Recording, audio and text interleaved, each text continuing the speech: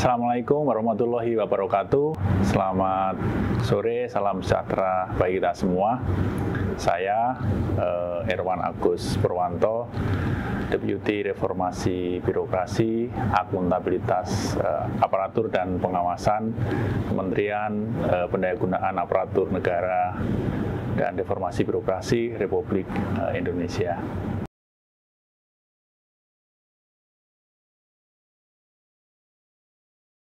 Iya, jadi mengapa unit instansi pemerintah ya, bukan unit kerja, instansi pemerintah yang di dalamnya unit-unit kerjanya itu 30% sudah mendapatkan predikat WPK maupun BPPM, itu nanti kita akan memberikan otonomi, katakanlah begitu, keleluasaan untuk melakukan penilaian ZI sendiri gitu ya. Nah, ini kita kembalikan kepada filosofi atau esensi untuk dilaksanakannya ZI ini, bahwa zona integritas ini dengan diberikan predikat WPK dan BPPM pada unit-unit yang ada di instansi pemerintah ini pada dasarnya merupakan miniatur dari reformasi birokrasi gitu ya.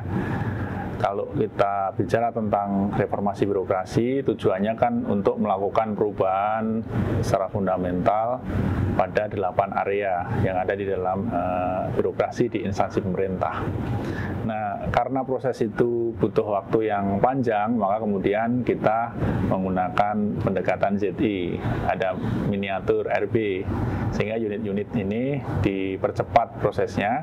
Unit-unit yang memberikan layanan langsung pada masyarakat kita percepat untuk transformasi RB-nya dengan memberikan predikat WPK dan BPPM itu.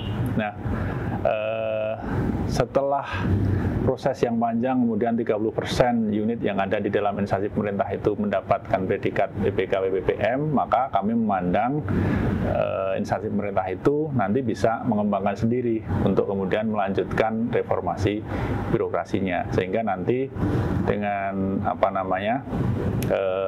upayanya sendiri, karena kalau sudah ada 30% itu kan semacam indikator ya bahwa tim penilai internal dari instansi pemerintah itu sendiri sudah bisa kemudian mendorong agar unit-unit yang ada di dalamnya itu bisa menjalankan praktek pelayanan yang baik. Dan kalau 30% sebagian sudah BPPM, maknanya unit-unit itu juga sudah mempraktekkan peran sebagai percontohan leadership di dalam instansi pemerintah. Artinya nanti unit-unit yang sudah mendapatkan predikat bisa menjadi contoh unit yang lain untuk kemudian nanti mengembangkan cara yang sama. Nah, sehingga 30% itu menjadi semacam threshold-nya gitu ya. Setelah itu maka mestinya instansi pemerintah bisa mandiri untuk mengembangkan wilayah zona integritas, wilayah bebas korupsi, wilayah birokrasi bersih dan melayani. Begitu. Ya, angka 30% ini kita ambil ya, patokannya itu dari teori-teori statistik gitu ya. Biasanya kalau kita mengambil sampel itu kan, sampling yang itu menunjukkan semacam representativeness dari populasi itu 30% dari populasi itu kita ambil sebagai sampel. Nah, ini maknanya 30% itu sudah mampu merefleksikan keseluruhan populasi itu. Nah, dengan demikian sudah semacam ada persentase kecukupan itu. Kalau 30% instansi pemerintah sudah mendapatkan predikat BPK dan BPPM, maknanya sebetulnya ini dia bisa kemudian menjalankan peran untuk mempengaruhi, memimpin unit-unit yang lain, sehingga nanti mereka secara bertahap akan mencapai angka 100%.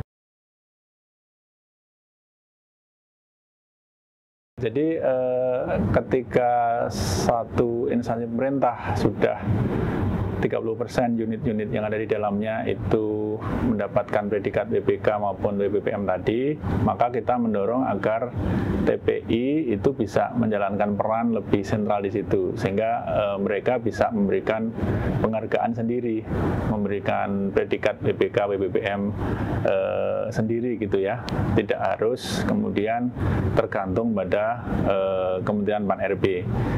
Nah, ada banyak pertimbangan, salah satunya yang pertama tadi adalah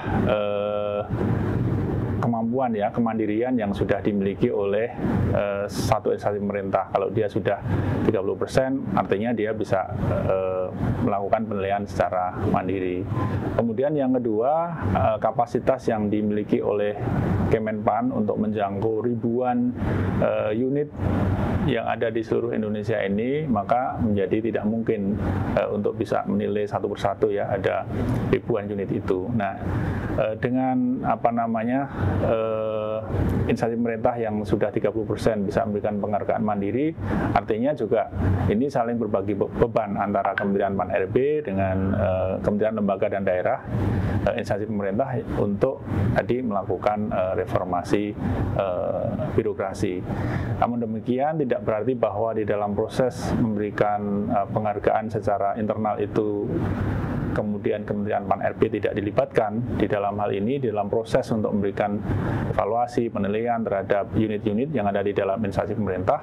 Nanti TPI itu bisa setiap saat bisa bekerja sama dengan TPN, sehingga kualitas penghargaan yang diberikan oleh TPI itu tetap minimal sama, harapannya tentu lebih baik dibanding dengan yang selama ini diberikan oleh TPN begitu.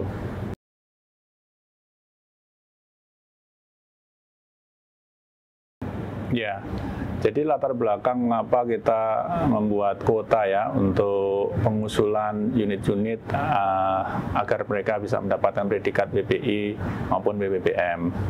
Salah satu latar belakangnya adalah banyaknya jumlah unit yang harus dievaluasi oleh Kementerian Pan-RB. Tadi saya sampaikan tahun lalu 2021 ada 4.000 unit lebih yang diusulkan untuk kemudian mendapatkan predikat WBK maupun WBPM. Dengan jumlah evaluator yang sangat terbatas, maka mengevaluasi 4.000 unit ini tentu tidak mudah gitu ya. Nah, dengan antusiasme yang makin tinggi, maka tentu saja kalau tidak ada kuota akan makin banyak jumlahnya. Bisa jadi 5.000 atau 6.000 unit yang mengusulkan untuk dievaluasi.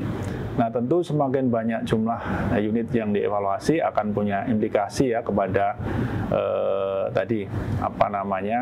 kecermatan, ketetapan di dalam melakukan evaluasi. Nah, oleh karena itu tahun ini kita tetapkan kuota sesuai dengan kapasitas, sesuai dengan kemampuan evaluator yang dimiliki oleh Kementerian Pan-RB, sekitar 1.200 unit yang bisa diusulkan untuk nanti kita evaluasi dan mendapatkan predikat WBK maupun WBPM. Nah, dengan mekanisme itu kami berharap proses evaluasi sebelum satu unit mendapatkan predikat WBK maupun WBPM betul-betul dilakukan secara ketat lewat tahapan-tahapan yang cermat tadi, sehingga nanti unit yang mendapatkan predikat WBK maupun WBPM ini benar-benar mencerminkan predikatnya ya, wilayah bebas korupsi, begitu, wilayah birokrasi yang bersih dan melayani, sehingga pasca diberikan penghargaan tidak terjadi lagi kasus misalnya ada OTT di satu unit yang sudah mendapatkan predikat WBK maupun WBPM.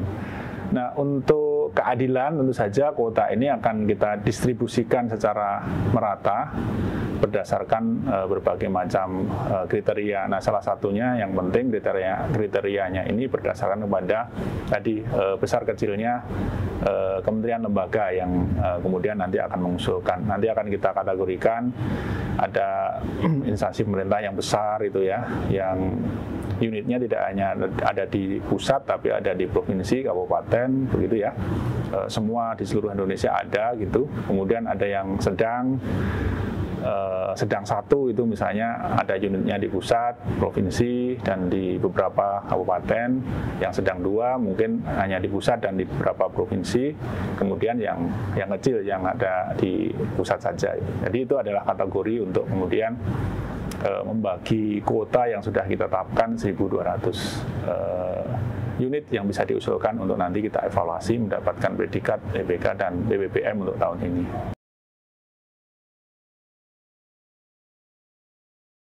Setelah kita keluarkan Permen PAN ya 90/2021, kemudian kita akan susuli, ini sudah kita edarkan surat edaran Menteri, kemudian nanti surat edaran dari surat dari Deputi RP Kunwas terkait dengan mekanisme pengusulan ZTI ini. Nah, di situ juga sudah dijelaskan secara detail ya syarat-syarat untuk satu unit itu bisa diusulkan untuk nanti kita evaluasi dan mendapatkan predikat WBK maupun WBPM. Dan berdasarkan peraturan yang baru ini memang syarat untuk mengusulkan itu makin kita perketat dengan tujuan seperti tadi kami sampaikan agar betul-betul unit yang mendapatkan predikat WBK maupun WBPM ini mencerminkan predikatnya itu ya. Itu yang kita harapkan dengan adanya regulasi yang baru tadi. Harapannya dengan regulasi yang baru, di situ ada elemen penyederhanaan sebetulnya, mekanisme pengusulannya ini menjadi lebih mudah gitu ya. Namun pada saat yang sama juga ada syarat yang ketat gitu. Mekanismenya mudah tapi syaratnya kita perketat gitu.